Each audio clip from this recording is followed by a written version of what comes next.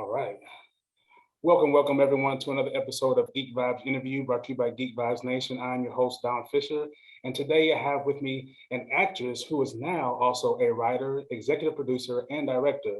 You've seen her in the film Hustlers, as well as various television shows such as Invasion and Blacklist. Now starring in the new spinoff series from the Walking Dead universe, Tales of the Walking Dead. Please welcome Kersti Bryan. How are you? Good. How are you? I'm good. It's a long-winded one, but it felt good when I wrote it. I was like, I like that one. I like it. That was like A plus. A plus. So yeah, you're in the new Walking Dead spinoff, Tales of the Walking Dead. I've been watching The Walking Dead since 2010, since it first started. So it's been a long time. I feel like it's a big chunk of my life. And they're doing all these different spinoffs, and some are hit and some are miss, but this one it's refreshing. I feel like it's doesn't take itself as serious because it is an anthology series. But stepping into this realm with such an expansive, television universe, is there any kind of intimidation when you first got the role? Oh yeah, I mean, you just described it. I mean, folks have been following this for 10 years, and to be kind of a new spin-off, like these fans really know the world. They know what's up. So I think that's part of the intimidation is hopefully that the fans feel satisfied, or there's enough to chew on, or there's enough to I think that this is, as you say, like it's an anthology series. So each episode sits kind of like its own movie, and so you get an opportunity to meet a new set of characters on a new adventure and different time periods of the world. And so I think it'll be interesting. Yeah, I think, so you're the first episode, the pilot episode, Yeah. which is probably a lot of pressure, I would assume. You did great, by the way. Thank you. And I think what makes these episodes so good is the fact that you, instead of following this giant group of people, there's three of you, and you get to really focus on these characters, and you get to love them right away, or you get to hate them right away, and you don't have to wait for that build up. And so I wanted to ask you, when we get to your character, which is Sandra slash, what was the username? You should be scared. You should be scared. Was there any kind of preparation that you like, I want to take some of this character and this character to make your character? Because to me, I got kind of like Topanga vibes mixed with like some Joker. Ooh, Topanga, that's the first time. I'm liking this. I'm liking this. That's good. So Sandra was a character that was a very the design team came, because I also had seen, a lot of Walking Dead, and I thought, oh my gosh, I got an opportunity to be in it. I assumed we'd have a large cast, and when I opened that script, there was only 3 people in it. I was like, okay, there's been a mistake. And then I read her character, and I was like, this is different than I have ever seen in the tone of the different shows. So I was like, okay, they're trying something else, and I think that's awesome. But it could go to many ways. Like if I'm not gonna, because you watch the show to make sure you're in the right world, you're in the right universe of tone and everything like that. So it was really fun to talk with the design team and the directors and the showrunner and all those folks to kind of get a sense of what they wanted Sandra to be, because she could be anything. And so they kind of dropped in, because can I reveal stuff? Is it okay if I spoil? Okay. She kind of is revealed to be a serial killer, and I was like, there's so many ways that could play, so there's so many different types of serial killers in the world.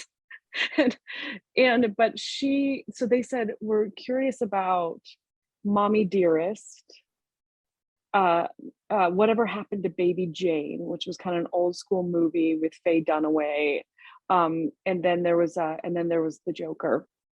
But I had like 5 days to prepare, like Oh, not a lot of time. And so when you get like a role like this, it's just like, oh my gosh, like you could throw anything at it. And so I kind of went down and really researched. I did watch those films, but then really I kind of tried to research some people, women like Sandra, who would be prepping like she is. And there's a small community of women that are really into prepping, and they have like, you know, their YouTube channels, and then you kind of go down that rabbit hole and things like that. So that's how I prepared. I mean, as best I could. yeah. I mean, and I think that's one of the interesting takes on that episode is that we know these characters exist in this universe, but we never really get too much time to focus on what being alone for a long time will do to your mind and your lack of trust. And as most people that are fans of the universe, they know like it's not the walkers or the toe tags that you have to look out for. It's the humans because Mm. things are scarce, so they're gonna try to take what they can. Yeah, yeah. I think that that's the cool thing about the show is you see humans under such conditions, and then what happens there. I love that the toe tag, the walkers. Yeah, yeah. What is it like? Because I feel like as I was looking through your all your roles, it seems like you went from small things to like thrust into like with big names, and this one you're with Terry Crews and Olivia Munn. What was that like? Whoa, jump. I would say, I have had apologies. My neighbor's dog is barking. I I have had kind of a career that has had like a trajectory kind of like this, and I've actually felt very grateful for it because that is an opportunity to kind of I my first like professional theater job, I was like delivering letters. You're in the back carrying Right. the thing, and you're like deliver the letter, and then you're not carrying the show. But what you do have an opportunity to do then is you're learning all the time. Like you're watching like the folks that you're working with, you're watching how they're behaving, how they're preparing, how they're, and so that's been such a dream to kind of just have that. Because once this came along, I was so ready.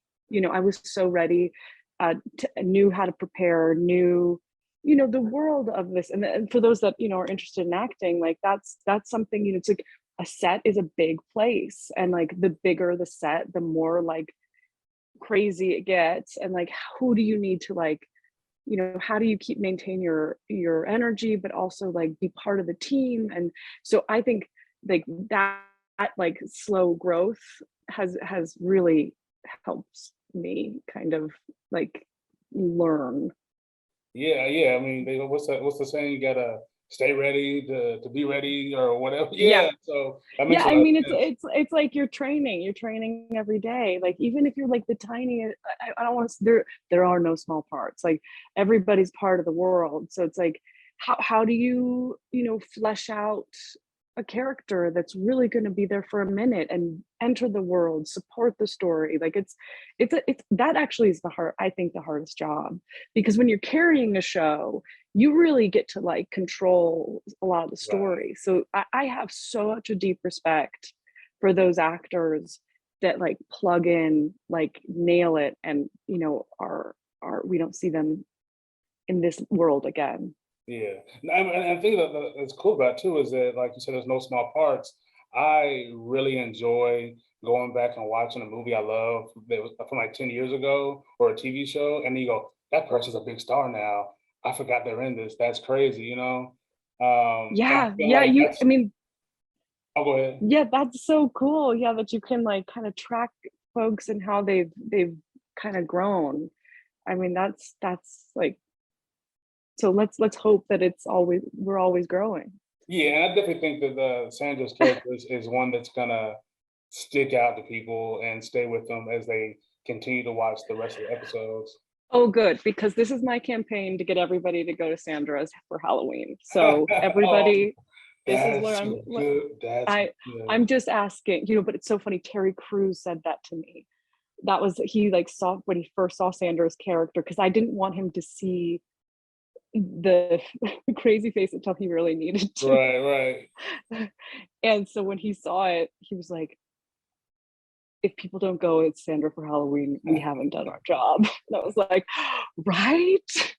That's and I did that with like a big old face of scary makeup. Right. Yeah.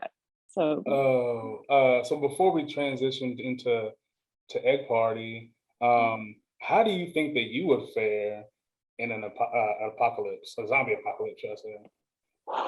Whoa, great question. I think we have had some good opportunity to like assess in the last couple of years what we're going to need.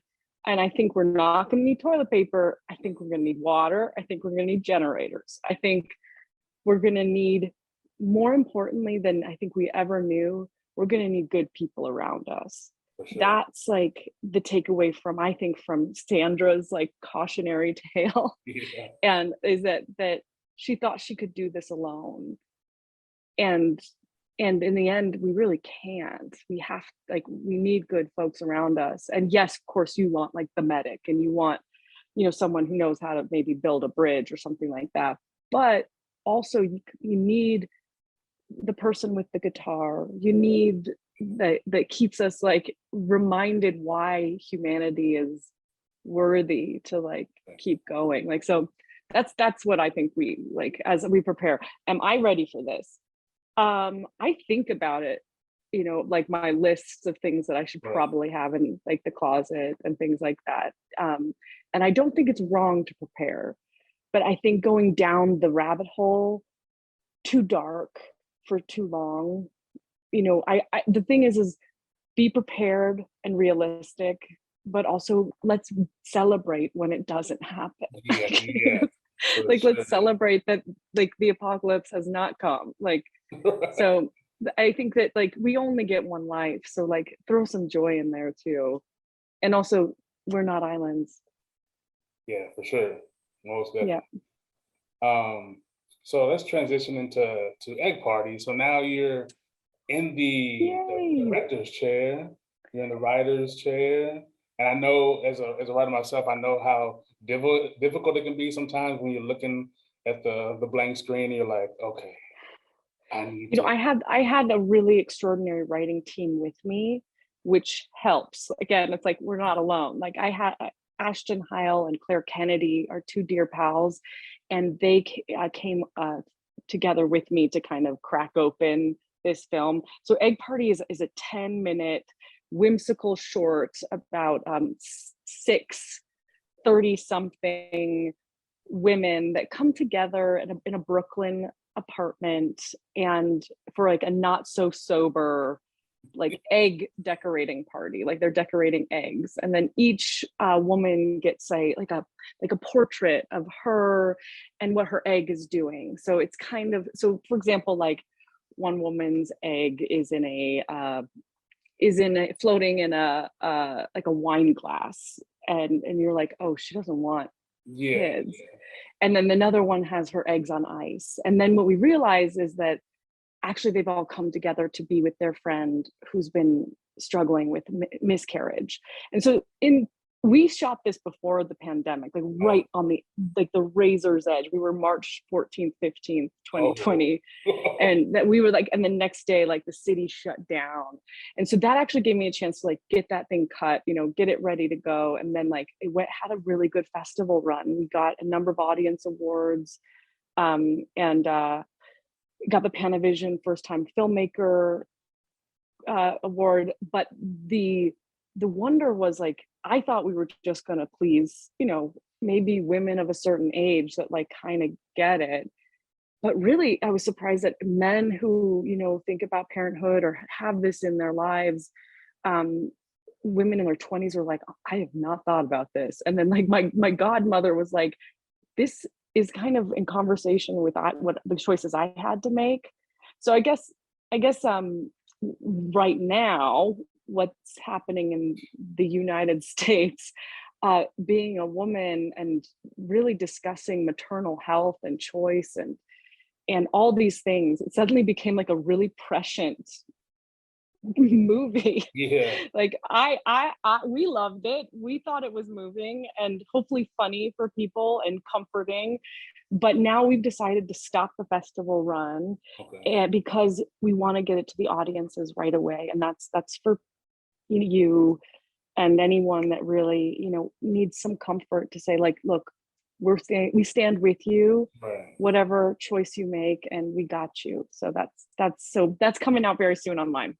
Yeah, I got a chance to watch it last night, and I think the one thing that I really loved about it off the rip was how unapologetically female it is, because wow. there's, I'm sure you've seen online, there's this weird vacuum of people who, for whatever reason, don't want women in the lead. They don't want them in charge. They don't want women's stories. But I've heard all the guy stories. They're all kind of similar. I need different perspectives and points of view. And I was raised by women. I have a lot of women that are friends. So like, as I'm watching this, I'm like, I've heard these conversations. I know how hard they are, especially the scene where she's like in the bathroom crying and they show her. I was like, that's I'm gonna just say, that's Sophie von Hasselberg, beautiful actress, and she does such a gorgeous job. But yeah, that scene just breaks your heart, because that's how women are experiencing this. They're experiencing it alone in their bathroom, or where it's like, yeah. Yeah, because I think. Go ahead. No, go ahead. Oh, I was gonna say, I think it touches on that part of like there is not enough words that can console a woman going through that issue, and there's no easy fix, and you go through is it my fault? Is it like, what is wrong with me? Because I know this is the thing I'm supposed to do. So I know how hard that hits. And so when I was watching it, I was just like, this is like, and I wanted to show my wife, and I was like, I don't know. You can watch. Yeah, I know it's hard. It's hard. Like because especially like, I hope how people will. Thank you so much for watching, by the way. That's really, really wonderful of you. But like, yeah, I mean, a friend would watch it and be like, oh, I have someone that needs to see this. Yeah. And like, that's how I hope it's meant to be a warm hug, honestly, because you're right. There are no words for this. There are no words. And we don't know the future for these characters. I don't know if it works out. I hope it does, but whatever they have, they're going to be together in it. And so I think that was kind of the message, is like, you get a bunch of women that are making different choices, like some women, like they're working hard, they don't want, like, or there's a character, it's very allegorical. So sometimes you might have to watch it twice. You're like, oh, now I get it. But then there's the woman who really doesn't want kids. And like that's another, like, person that just gets a lot of judgment. But then there are the women that are seeking motherhood through pregnancy and are being challenged, and it feels like you're alone. So hopefully it's a comedy. Yeah. No, there was definitely, like I was just about to say, there's a line in there that I thought was great. And of course, my male mind, I wouldn't have thought about it. And I think that it kind of lets a man enter into that world a little bit, where I think there was said something about the guy getting kicked in the groin, and she was like, yeah, well, you pulled out my IUD and it came out my cervix. And I was like, oh, that hurt. That's funny, because I wouldn't know without have seen that like that's a pain that guys don't think about that could possibly happen. And I thought it was great, because it was very in this kind of a peek into this group of women, behind closed doors. It was really good. Yeah, that's some of my co-writers, Ashton Heil and Claire Kennedy. That was one of their jokes, and it was like really, really like, oh, that works. Ooh, ow.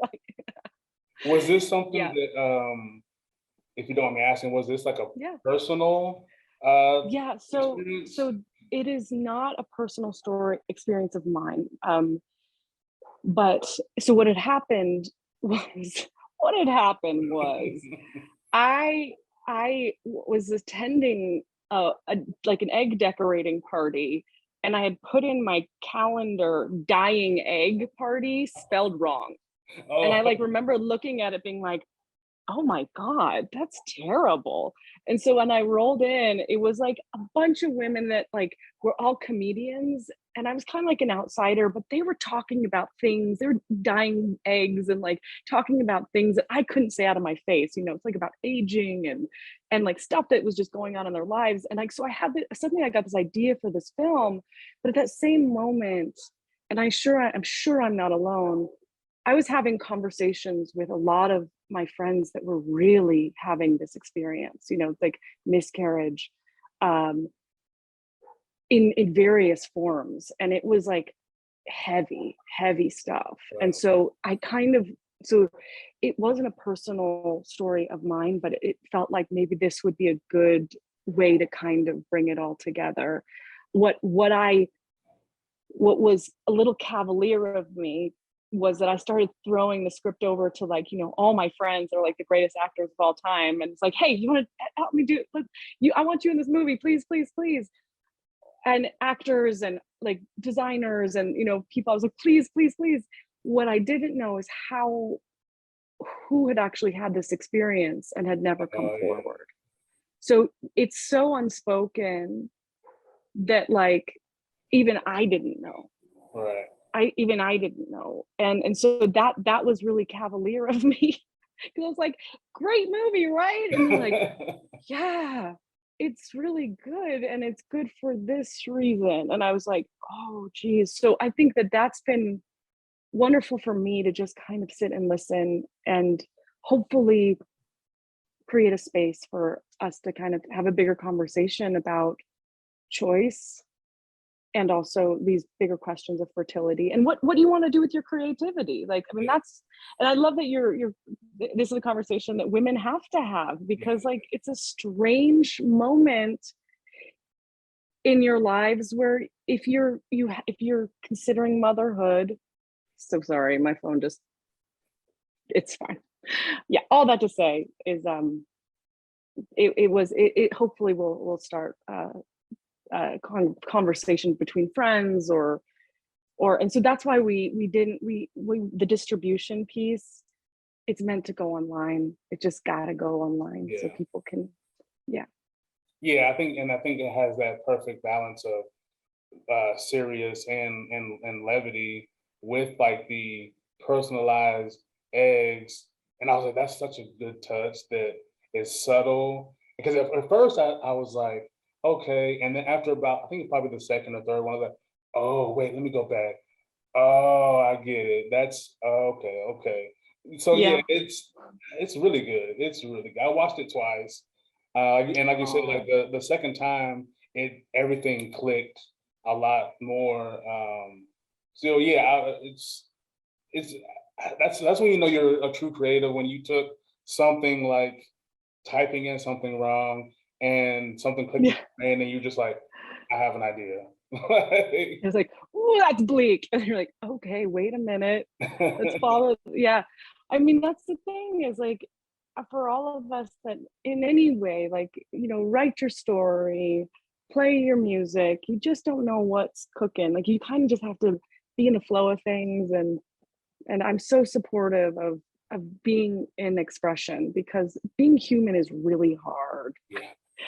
And being able to have some way to kind of unpack that, be it writing, be it with friends, you know, whatever it is, like I just encourage that, because tough, tough, tough job we got here. Right, right. Life.